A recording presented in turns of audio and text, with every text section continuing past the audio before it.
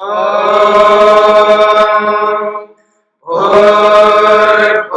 स्वः तत्सवितुर्वरेण्यं भर्गो देवस्य धीमहि धियो यो नः प्रचोदयात्।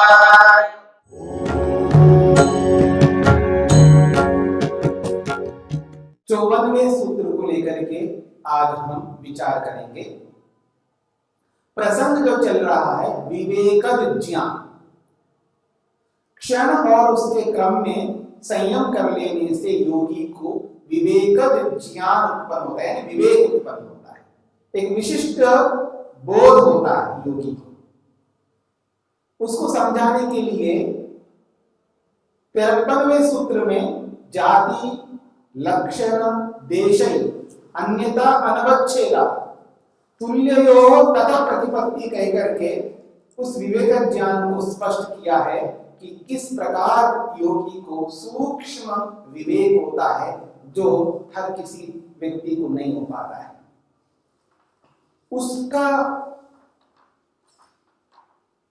उसकी जो अद्भुतता है, उस विवेक की जो विलक्षणता है, उस विवेक ज्ञान की जो क्वालिटीज हैं वो क्या हो सकती हैं, किस तरह का वो विवेक होता है, इस बात को 54वें सूत्र में स्पष्ट किया जा रहा है। सूत्र है तारकम सर्व विषयम सर्वथा विषयम अक्रमम चेति विवेकजम ज्ञान।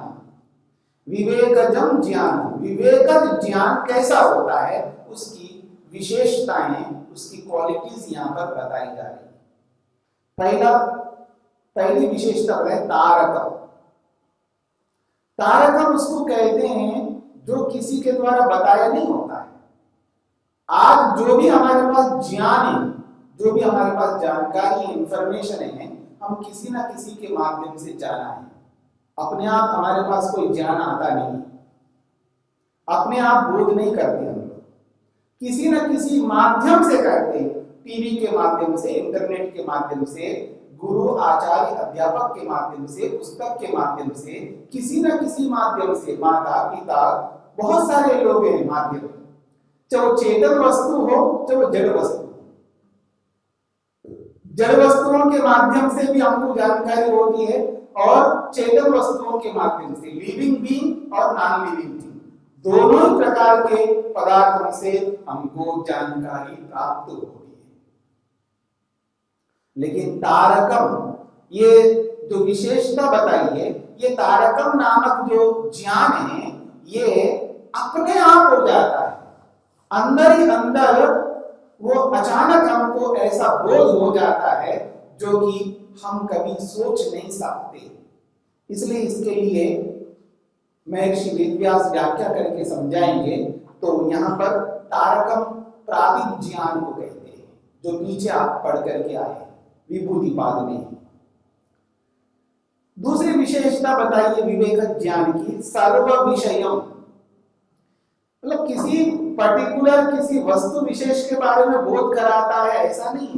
कह रहे सर्व विषयम, मुक्ति को प्राप्त करने के जितने भी विषय हैं, जो अपने लक्ष्य को पूर्ण करने के लिए जितने विषय होते हैं, उन सारे विषयों के बारे में योगी को विवेक ज्ञान होगा। ये छोटी मोटी बात नहीं, बहुत बड़ी बात है। यानी कोई ऐसा विषय रह नहीं जाता जो लक्ष्य को पूरा करने में साधक हो और योगी को पता ना हो। इस बात पर ध्यान दीजिएगा, लक्ष्य को पूरा करने के लिए वो साधक हो, साधन बनता हो और योगी को पता ना लगे, ऐसा कोई विषय बचता नहीं। इसलिए कहा जा रहा है सर्व विषय, समस्त लक्ष्य की पूर्ति में जितने भी साधन होते हैं, उन सारे के सारे साधनों के विषय में उस योगी को पता रहता है, उसका ज्ञान होता है। इसलिए एक विशेषता दी है सर्व विषयम। और तीसरी विशेषता बताए सर्वथा विषय। सर्वथा विषय मतलब है जिस विषय का बोध होता है वो थोड़ा मोड़ा नहीं होता है। किसी भी एंगल से देखिएगा, किसी भी दृष्टि से देखिएगा, सर्वथा संपूर्णता से उसको बोध होता है। मतलब कोई अंश बचा नहीं रहेगा उसमें, इसका यह अभिप्राय है। सर्वथा विषय का मतलब है उस विषय को 100%, 100% किसी भी दृष्टि से आप देखेंगे उसका बोध परिपूर्ण होता है, अधूरापन नहीं हो सकता। ये एक विशेषता बताई। अब चौथी विशेषता बताई जा रही है अक्रमम। मुक्ति को प्राप्त करने के जो भी साधन यहाँ पर बताए जा रहे हैं, उन सारे साधनों को वो अक्रम, बिना क्रम के एक साथ समझ लेता है। बहुत बड़ी बात है। अक्रम का मतलब क्रम के बिना। एक होता है क्रम से, इसको जानो फिर उसके बाद इसको जानो, उसके बाद इसको जानो, 1 by 1, एक के बाद एक ऐसे जान लो। यहाँ 1 by 1 नहीं, यहाँ तो जितने भी एक साथ सारी वस्तुओं को एक साथ समझने में सक्षम होता है, इसलिए कहा अक्रमम। बहुत बड़ी बात होती है। तो विवेक ज्ञान वो है जो तारकम से युक्त हो, विवेक ज्ञान वो है जो सर्व विषय से युक्त हो, विवेक ज्ञान हो जो सर्वथा विषय से युक्त हो, और विवेक ज्ञान वो है जो अक्रमम, जिसमें कोई क्रम नहीं, बिना क्रम के एक साथ समझने लगता है। बहुत बड़ी बात कही जा रही है। अब आते हैं भाष्य पर। महर्षि वेदव्यास इसकी व्याख्या किस रूप में करते हैं, इस बात को समझने का प्रयत्न करते हैं। तारकम, पहली विशेषता जो बताई गई है सूत्र में, तारकम। तारकम इति किम, तारक किसको कहते हैं? वो कहते हैं स्वप्रतिभा, स्वप्रतिबोधम अनोपदेशिकम इत्यर्थ। स्वप्रतिबोधम अपनी ही प्रतिभा से उत्पन्न होता है। स्वप्रतिबोधम का मतलब है अपनी प्रतिभा से, यानी किसी के माध्यम से नहीं। इसलिए उसको और स्पष्ट किया, अनोपदेशिकम, किसी के द्वारा उपदेश नहीं किया जाता, किसी के द्वारा बताया नहीं जाता है, किसी टीवी, किसी रेडियो, किसी इंटरनेट या किसी और किसी साधन से वो पता नहीं लगता। अपनी प्रतिभा से अपने आप के अंदर ही अंदर एकदम उसको बोध हो जाता, अच्छा इस विषय में ये बात है। कभी कभी किसी विषय में बहुत मेहनत करता उसको जानने का, इतना मेहनत करता, फिर भी उसके बारे में जानकारी नहीं होती है, और एक दिन ऐसा हो जाता है, अचानक उस वस्तु के बारे में अंदर ही अंदर बोध हो जाता है। ये छोटी मोटी बातों में या किसी भी विषय में हर किसी को कभी ना कभी अपने जीवन में ऐसी अनुभूति हुआ करती है। लेकिन योगी को तो अपने लक्ष्य को पूरा करने के जितने भी विषय है, उन सब विषयों से संबंधित अपनी प्रतिभा से वो उत्पन्न होता है अंदर ही अंदर, जिसको और किसी ने उपदेश नहीं दिया है। ये कहना चाह रहे हैं तारकम उसको कहते हैं स्वप्रतिबोधम, अर्थात अनोपदेशिकम, बिना किसी के उपदेश के उसको प्राप्त होता है। ये पहली बात है। सर्व विषय को समझा रहे हैं, न अस्य किंचित अविषयी भूतम इत्यर्थ। सर्व विषय को खोलते हुए महर्षि वेदव्यास लिखते हैं, न अस्य किंचित अविषयी भूतम इत्यर्थ। कहते हैं किंचित अविषयी भूतम, कोई ऐसा बचा नहीं रहता है कि ये विषय नहीं बनाया। कोई भी ऐसी वस्तु नहीं है जिसका वो विषय नहीं बनाया। कोई ऐसा साधन नहीं है जो मुक्ति को दिलाने वाला हो और उसको योगी ने विषय ही नहीं बनाया, उसको जानता ही ना, अच्छे इसके बारे में उनको पता ही नहीं, ये कभी विषय नहीं हो सकता। ऐसा कोई प्रसंग नहीं आ सकता है कि कोई मुक्ति का साधन हो और योगी को पता ना हो, ये कभी नहीं हो सकता। इसलिए कह रहे न अस्या किंचित अविषयी भूतम, उस योगी के लिए कोई भी विषय अविषय नहीं रहेगा, सब उसको पता लगेगा। ये बहुत बड़ी बात कही है। तीसरी विशेषता को समझाते हुए महर्षि वेदव्यास कहना चाह रहे हैं सर्वथा विषयम।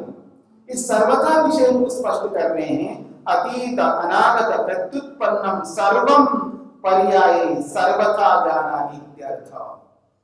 तो सर्वथा विषय को समझा रहे हैं कि सर्वथा विषय क्या होता है। वो कहते हैं अतीत, अतीत कहते हैं भूतकाल, भूतकाल के विषय में सब जानता है, अनागत भविष्य में क्या क्या होगा वो सब जानता है। और प्रत्युत्पन्न कहते वर्तमान को तो जानता ही जानता है, क्योंकि योगी के सामने है। तो वर्तमान को जानता है, न केवल वर्तमान को जानता है, वो कहते हैं अतीत को जानता है और अनागत भविष्य को भी जानता है। और सर्वम सब कुछ जानता है। पर्याय, पर्याय से अतीत के बाद वर्तमान, वर्तमान के बाद अनागत, या अनागत के बाद अतीत, अतीत के बाद वर्तमान। आप इधर से ले लो या उधर से ले लो, पर्याय से एक एक करके सब जान लेता है। तो इसलिए कहा जा रहा है सर्वम पर्यायी सर्वथा जानाति इत्यर्थ। सभी वस्तुओं को, सभी विषयों को जो मुक्ति के साधन होते हैं, मुक्ति के समस्त साधनों को पर्याय से, बारी बारी से एक एक करके उसके अतीत को, उसके वर्तमान को, उसके भविष्य को पूरी तरह जानता है। यह है सर्वथा विषय का अभिप्राय। चौथी विशेषता को बताते हुए महर्षि वेदव्यास कहना चाहते हैं अक्रमम। ये जो अक्रमम क्या है, तो कहते हैं अक्रमम इति एक क्षण उपारूढ़म सर्वम सर्वथा गृह्णाति इत्यर्थ। बहुत बड़ी बात कही जा रही है। वो कहते हैं अक्रमम को समझा रहे हैं, एक क्षण उपारूढ़म, एक क्षण में, एक क्षण के साथ जुड़े हुए हैं। कौन? सर्वम, समस्त पदार्थ। जो पीछे बताया था, समस्त पदार्थ एक क्षण में उपारूढ़ है, यानी एक क्षण के साथ जुड़े हुए हैं। सारी की सारी सृष्टि एक क्षण के साथ जुड़ी हुई है। उस एक क्षण में सारी सृष्टि एक क्षण के अंतर्गत जिस रूप में है, उस रूप में वो सभी को समझ लेता है। तो कह रहे हैं सर्वम सर्वथा गृह्णाति, उस सभी पदार्थों को एक क्षण में जो भी दिखाई दे रहे हैं, उन समस्त पदार्थों को एक साथ और पूर्णता से, सर्वथा का मतलब पूर्णता से वो गृह्णाति, जान लेता है, समझ लेता है। ये बहुत बड़ी बात होती है, क्योंकि दुनिया में कितनी वस्तुएं हैं और उन वस्तुओं में से कितनी ऐसी वस्तुएं जो उसके लक्ष्य के लिए आवश्यक है। देखिएगा, महतत्व है, अहंकार है, मन है, 5 ज्ञानेंद्रियां हैं, 5 कर्मेंद्रियां हैं, 5 तन्मात्राएं हैं, पंचमहाभूत है, शरीर है, शरीर के विभिन्न ऑर्गन्स हैं, ठीक है, और उसके उपयोग में आने वाले वस्त्र, मकान, गाड़ी, पता नहीं कौन कौन वस्तुएं। इन सारी वस्तुओं को, समस्त पदार्थों को जो एक क्षण में उपारूढ़ होकर के, एक क्षण के साथ उन सबको जोड़ करके और ऐसे समझ लेता है, एक क्षण भंग रहे, आज है तो कल नहीं रहेगी। उसे पता है, अतीत के बारे में पता है कि अतीत में क्या था, और वर्तमान को भी वो जानता है, वर्तमान में क्या है, और भविष्य को भी वो जान लेता है, भविष्य में क्या होने वाला है।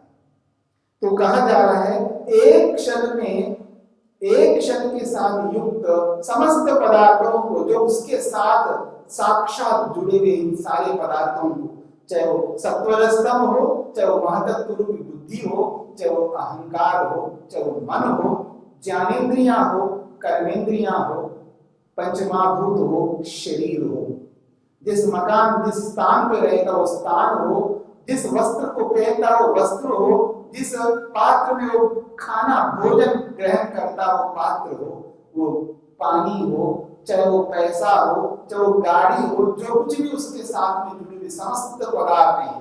और एक बात याद रखिएगा, समस्त पदार्थों को जानने का अर्थ ये भी होता है यथा ब्रह्मांडे तथा पिंडे, यथा पिंडे तथा ब्रह्मांडे, जो पूरे ब्रह्मांड में जो तत्व हैं वही के वही सारे के सारे तत्व इस पिंड, पिंड कहते हैं शरीर, इस शरीर में भी वही तत्व हैं।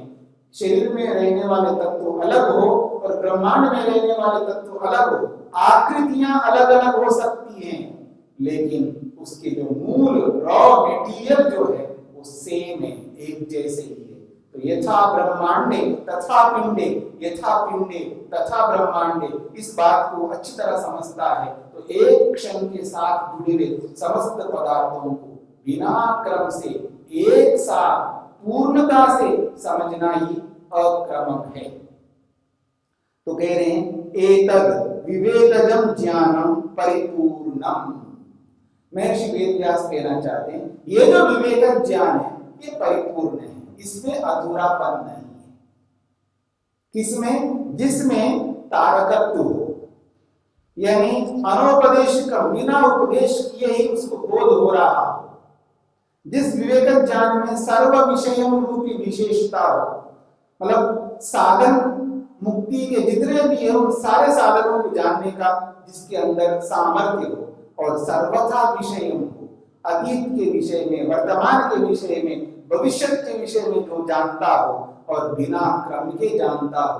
ये जो चार विशेषताएं जो बताई गई है, ऐसी चारों विशेषताओं से युक्त ये विवेक ज्ञान है, ये परिपूर्ण, ये पूर्ण ज्ञान है, ये बात कहना चाहते हैं।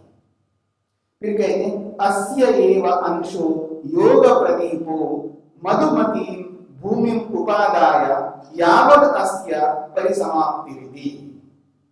वो कहते हैं ये जो विवेक ज्ञान है, अस्य एव अंशः योग प्रदीप, जो योग रूपी दीपक को उसने जो प्राप्त किया था, जो 51वां जो सूत्र है स्थान्युपनिमंत्रणे संगस्मयाकरणम पुनरनिष्ट प्रसंगा, इस सूत्र में स्पष्ट किया गया है। वहां बताया गया था कि बड़े मुश्किल से अनेक कठिनाइयों को पार करके, अनेक दुखों से उभर करके, बहुत सारी तपस्या, घोर तपस्या करके, इतना भारी स्वाध्याय करके, अपने आप को ईश्वर के साथ जोड़ करके, ईश्वर प्रणिधान करके, तब स्वाध्याय ईश्वर प्रणिधान रूपी क्रिया योग को कर करके बड़े मुश्किल से जिस योग प्रदीप को मैंने हस्तगत कर लिया है, उसको कैसे छोड़ूं? जो मधुमती भूमि को जिस योगी ने प्राप्त किया था, जिसमें ऋतंभरा प्रज्ञा होती है, जो सत्य को ही केवल धारण करती है, असत्य को कभी धारण नहीं कर सकती, ऐसी ऋतंभरा प्रज्ञा रूपी योग दीपक को जो प्राप्त किया था वो योगी ने, वो इसी विवेक ज्ञान का एक छोटा सा अंश है, ऐसा कहना चाह रहे हैं कि अस्य एव अंशः, इसी योग, इसी विवेक ज्ञान का एक छोटा अंश है वो योग दीपक। तो कहते हैं योग प्रदीपो मधुमती भूमि उपादाय, इसी विवेक ज्ञान का एक छोटा सा अंश योग प्रदीप है। उस योग प्रदीपक नामक अंश को उसने सिद्ध कर लिया था, उसको लेकर के यावत् अस्य परिसमाप्ति, जब तक ये विवेक ज्ञान नहीं होता तब तक ये पूरा का पूरा उसके अंदर समावेशित किया है। योग प्रदीप से लेकर के तारकम ज्ञान, सर्व विषयम ज्ञान, सर्वथा विषयम ज्ञान और अक्रमम ज्ञान, यहां तक जाकर के ये विवेक परिपूर्ण होता है। वो प्रारंभिक स्थिति है योग प्रदीप, और ये अंतिम स्थिति है जिसमें तारकम हो, सर्व विषयम हो, सर्वथा विषयम हो, अर्थात अतीत, अनागत और वर्तमान जिसके साथ जुड़े हुए हो, और फिर बिना क्रम के हो, तब जाकर के ये विवेक ज्ञान परिपूर्ण माना जाता है। इसी विवेक ज्ञान से ही व्यक्ति आगे ईश्वर की ओर बढ़ता है। ये विशिष्ट ज्ञान है, इसी बात को यहाँ पर स्पष्ट किया गया है। तो विवेक ज्ञान क्या होता है, इसको महर्षि पतंजलि ने इस 54वें सूत्र में स्पष्ट किया है। उस विवेक ज्ञान का स्वरूप यहाँ पर बताया है कि ऐसा विवेक ज्ञान होता है जिसमें योगी को अपनी ही प्रतिभा से उसको नाना प्रकार का ज्ञान स्वतः अंतस्फूर्ति से अंतरात्मा में उसको बोध होने लगता है, और वो एक दो विषय नहीं है, मुक्ति के समस्त विषयों का बोध उस योगी को होता है, और सर्वथा होता है, अतीत के बारे में, वर्तमान के बारे में, भविष्य के बारे में, और उसके साथ में एक बहुत बड़ी बात कही है, बिना क्रम से होता है।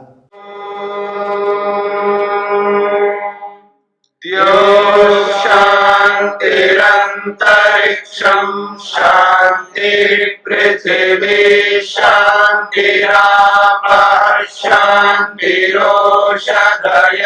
शान्तिः वनस्पतयः शान्तिर्विश्वे देवाः शान्तिर्ब्रह्म शान्ति सर्वं शान्ति शान्तिरेव शान्ति क्षमा शान्तिरेधि ॐ शान्ति शान्ति शान्तिः